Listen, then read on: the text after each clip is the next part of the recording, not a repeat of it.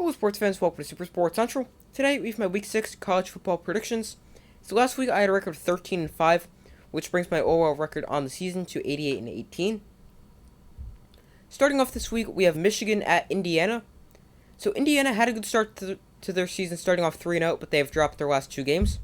Michigan has looked like one of the best teams in the country so far this season, and they're definitely a Big Ten title contender. Indiana is not able to run the ball, and their pass attack is okay. But Michigan is just too good, and they're going to win this one 45-7.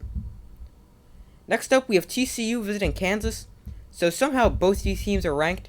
Kansas gotten off to a dream start and could clinch bowl eligibility with a win this week. TCU is also 5-0 after a massive win Oklahoma in a game that was never close. Both teams have elite offenses led by elite quarterbacks. Kansas, led by early Heisman contender Jalen Daniels, who has accounted for 16 total touchdowns and only thrown one interception. And TCU, led by Max Duggan. Neither defense is elite, so I expect a highly entertaining game and a high-scoring game with Kansas getting a win here at 42-38. Moving on, we have Mississippi State hosting Arkansas. So Mississippi State's coming off a big win over Texas A&M. I could see this game going either way. Both teams have good offenses and good quarterbacks. Mississippi State's got Will Rogers, and Arkansas has dual-threat quarterback KJ Jefferson.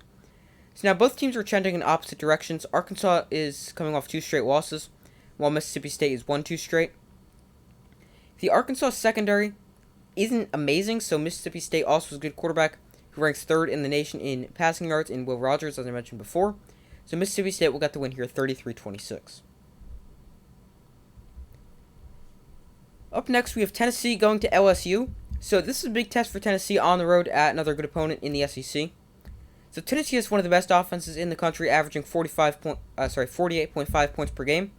LSU has been good after opening loss to Florida State. The LSU defense is good, but Tennessee has a great passing attack and rushing attack, and I don't think the LSU defense will be able to shut down the Tennessee offense for the entire game. So Tennessee will win this one at 34-23. Up next, we have Cincinnati hosting USF, or South Florida. So Cincinnati's bounced back nicely after a Week 1 loss to Arkansas. USF's had a rough season so far, as they're only 1-4. This game should be a blowout, as Cincinnati will win this one at 38-10. Up next, we have Auburn visiting Georgia.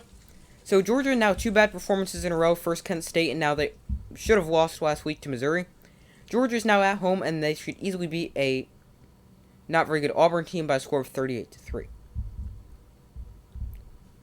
Moving on, we have Texas Tech at Oklahoma State. So Oklahoma State opened up conference play last week with a convincing win over Baylor. Texas Tech has not been great, but they do have a win over Texas. Oklahoma State's offense is top 5 in scoring offense so far this season, but quarterback Spencer Sanders hasn't been amazing. In fact, he's kind of been regressing each game. But I have Oklahoma State winning this one at 31-21. Moving on, we have a battle of 2 good Pac-12 teams, and that is Utah at UCLA. So this is going to be a great game. UCLA is off to a 5-0 start, which is their best start since 2018. And Utah's bounced back very nicely after their Week 1 loss to Florida. Both teams have good offenses led by good quarterbacks. UCLA has a good offense led by an outstanding dual-threat quarterback in Dorian Thompson-Robinson. And Utah's led by Cam Rising. So now, the Utah defense struggled against a very mobile quarterback in Anthony Richardson in Week 1, where he ran for over 100 yards and 3 touchdowns. So they could definitely struggle again against Dorian Thompson-Robinson, and I could definitely see this game going either way. I think it'll be very entertaining. UCLA is home, so I can easily see them with the upset here, but I'm going to go with Utah winning this one 34-31. Up next, we have Ohio State at Michigan State. So Michigan State's a very weird team. They've fallen well short of preseason expectations so far, as they're only 2-3 and have dropped their last 3. Michigan State's secondary is also really bad, and we all know how good Ohio State's offense can be. In fact, both teams are very similar. Ohio State, a great passing attack last season, and Michigan State a bad secondary last season, and Ohio State won that one 56-7. This one will also be somewhere in that range, as Ohio State will easily win this one 52-10. Up next, we have Vanderbilt hosting Ole Miss. So Ole Miss has gotten off to a great start, beating a top 10 team in Kentucky last week. Vanderbilt has actually not been terrible this season, as they're 3-2 so far. But Ole Miss is just too good. Vanderbilt's defense is not good, especially against the run. And Ole Miss is a team that wants to pound the rock, so Ole Miss will win this one 42-10. Next up, we have Washington visiting Arizona State.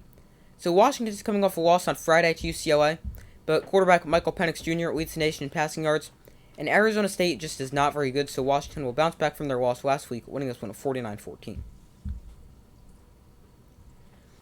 Moving on, we have USC hosting Washington State.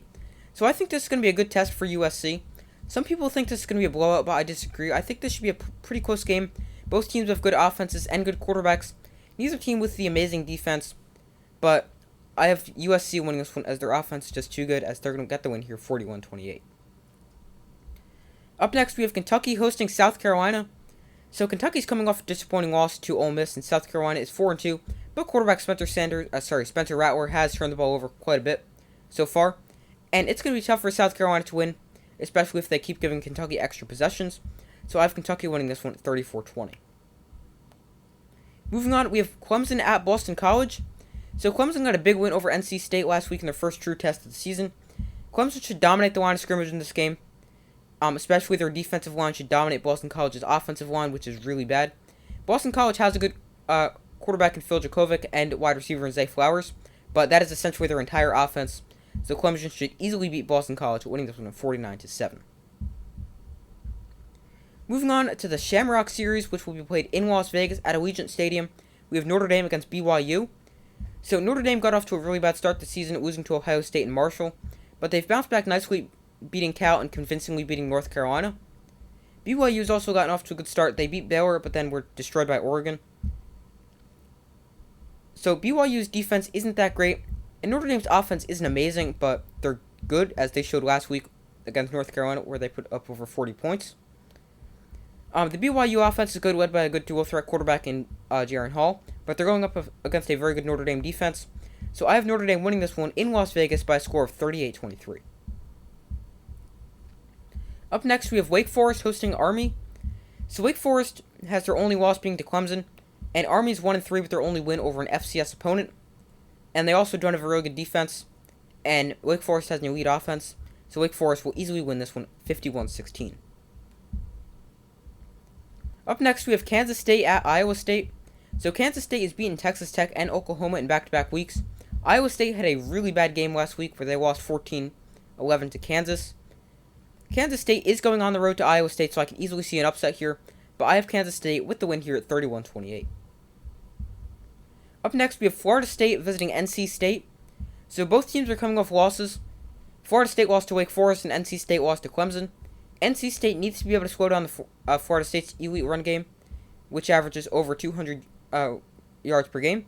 I think NC State will be able to slow down the run, and they will beat Florida State, bouncing back from a draining loss to Clemson, winning this one 26-23. But I could easily see this game going either way. Up next, we have Texas A&M at Alabama. So Alabama might be without quarterback Bryce Young for this game, as he's a game-time decision due to a shoulder injury, and is, as Nick Saban put it, day-to-day. So if Bryce Young can't go, then redshirt freshman Jalen Milroe, who is a great dual-threat player, will start for Alabama. Texas A&M has not been very good so far this season. They had a bad home loss to Appalachian State, then an ugly win over Miami, and a win over Arkansas they should not have won. And then last week they were blown out by Mississippi State. So Texas A&M has just not impressed me at all this season, and I think they're going to lose this one, as Alabama will easily win this one 49-10. And the final game this week, we have Arizona hosting Oregon. So Oregon's bounced back very nicely after a bad week 1 loss to Georgia. They've beaten Stanford, Washington State, and BYU now. So now Arizona is a much improved team, and they're currently 3-2. I think Oregon will win this game by a final score of 42-21. So those are my Week 6 college football predictions. Thank you guys for watching. Make sure to like, subscribe, and comment. Turn on notifications so you don't miss any other videos. Make sure to check out the community tab of my channel where you guys can vote on who you think will win some of this week's big games. So thank you guys for watching. Make sure to like, subscribe, and comment. I do my best to post as often as possible, and I will see you in the next video.